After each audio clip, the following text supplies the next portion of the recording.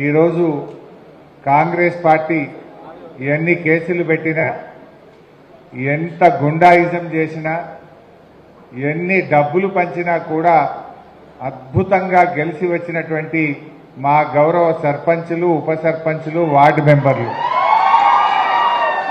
వారందరినీ నేను హృదయపూర్వకంగా మనస్ఫూర్తిగా అభినందిస్తా ఉన్నాను.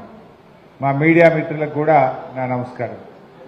నిజంగా ఈ ఎన్నికలు బీఆర్ఎస్ పార్టీ యొక్క సత్తా ఏందో చాటినాయి. కారు జోరు, కాంగ్రెస్ బేజారు. ఎందుకు ఈ మాట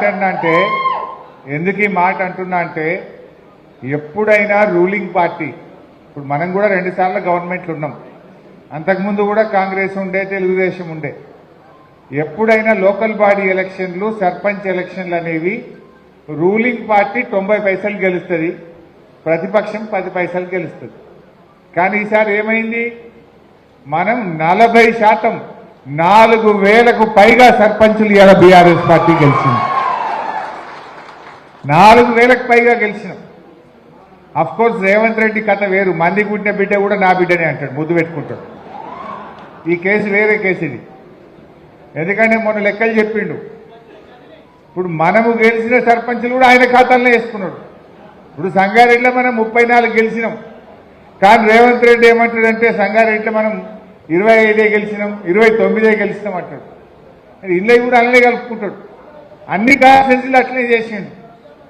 సరే, రేవంత్ రెడ్డి సంగతి మనకు తెలియదు ఏం కాదు. అబద్దాలు ఆడడంలో రాజకీయాల్లో భవిష్యత్ అన్న నోబెల్ ప్రైజ్ ఎవరికైనా ఇస్తే అది రేవంత్ రెడ్డికే వస్తుంది.